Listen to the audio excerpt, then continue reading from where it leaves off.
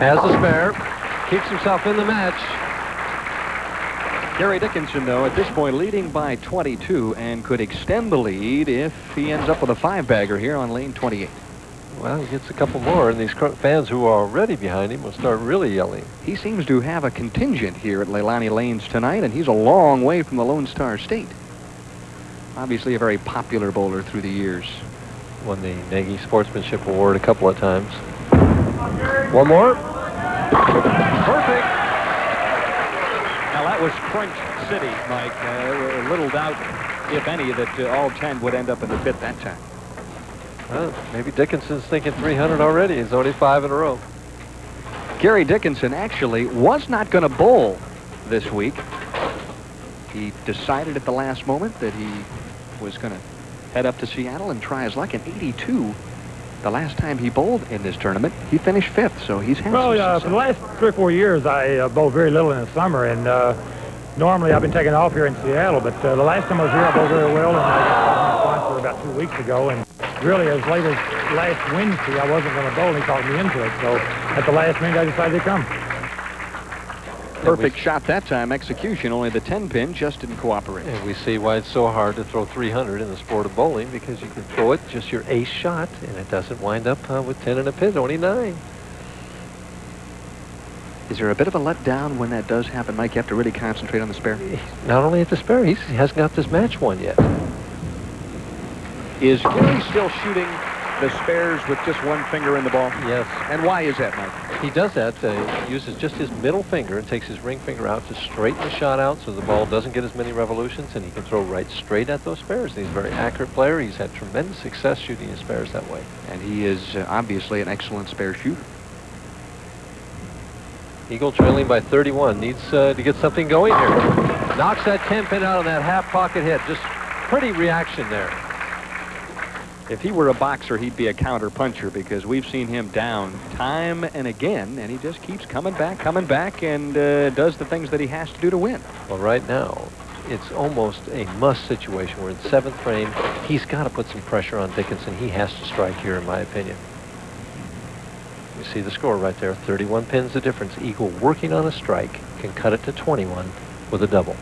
Talk about coming back. Dale Eagle qualified in the number 24 spot this week for match play and moved all the way up to make the telecast. And he hit that right hit. Another strike, and he needed a strike as he shows the fist, and he is still in the hunt. We'll be back with more match number 1 right after this.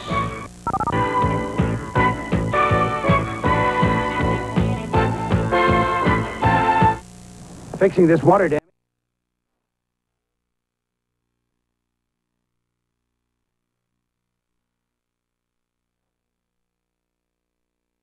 Can he keep it up now or start over again and get another string going after that 10-pin stopping him?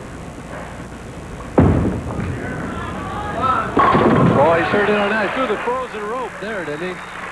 Well, explain the frozen rope. I know Dick Weber used to be pretty good at that shot. Well, we were talking about a slippery rope, and that one, as we see the score right there, that a frozen rope is simply a shot where he kind of drills it to the pocket. It doesn't hook much at all, and it's just a little extra speed, and just like you say, think of a frozen rope. It's pretty straight line right to the 1-2, 1-3 pocket.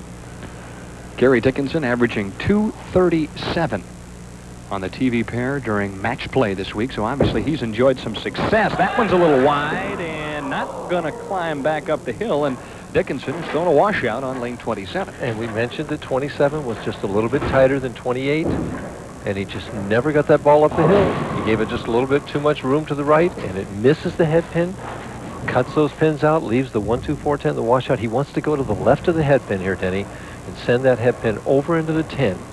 It's a tough shot. I'd say, though, the pros, the odds are about 2-1 in making it.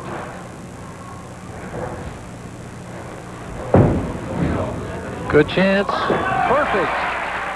Boy, that's clutch bowling there. We mentioned the fact that Gary was such an accurate spare shooter, and here is an explanation as to why he does it.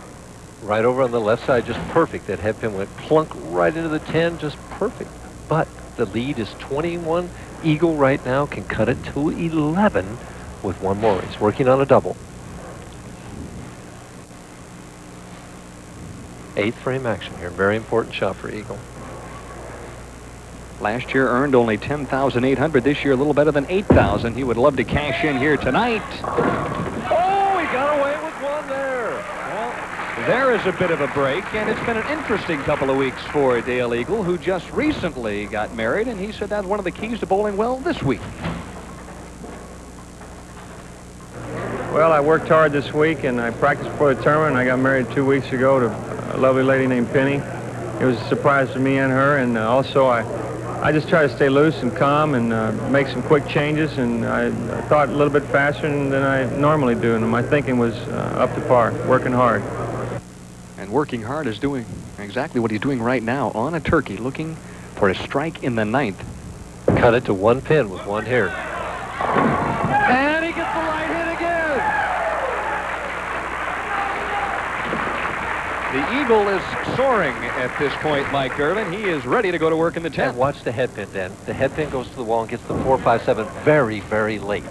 There's the 4-5-7 standing. And there's the 7-pin falling very late. Dickinson's, who's once over 30-pin lead, has been cut to 1. We had a feeling this opening match would be close and down to the wire, and that's exactly the case. Gave this a little room, too. Doesn't make it. We see the difference between the two shots as Gary leaves the 2-8. Eagle throws a little bit more hook than Dickinson does, and Eagle sent those last 2 shots of his a little wide. They got back for the light tickler strike. Dickinson sent his wide. He left the washout, and now the difficult 2-8. If he makes this, he's down by 1 pin. As solid as Gary Dickinson has been through the years as a touring professional, he has struggled a little on television at times. He's 31-37 overall in 44 appearances. At the 2-8. Perfect.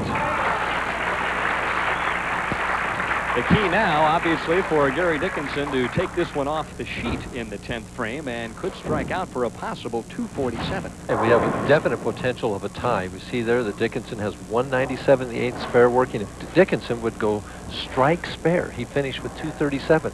If Eagle got up and got 9 on his first one, spared and struck, he would finish with 237. So anything's possible, but the bowler that performs in the 10th frame is probably going to become out the winner of this opening match.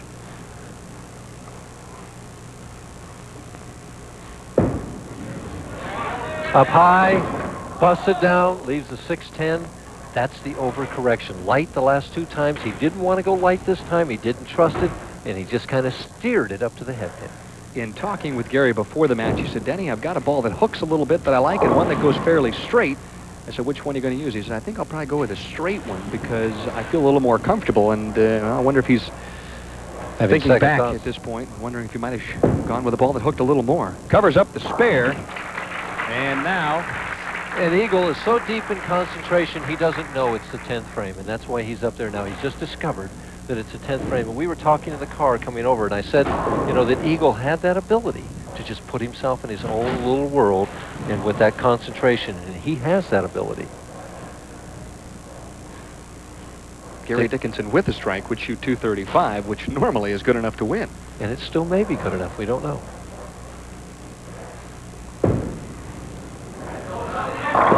There's the light hit he was looking for. Dickinson started with a 5-bagger, then left a solid 10 in the 6th, then struck again in the 7th, but struggled a bit in the 8th and the 9th, and did not strike on the first shot in the 10th. And so obviously he's given Dale Eagle a golden opportunity. Eagle needs to fill 18 pins in the 10th frame in order to win this. It says it needs a mark and count. Well, he only has 3 pins to play with, so it's not a whole lot. He's thinking strike. That's what the Eagle's thinking.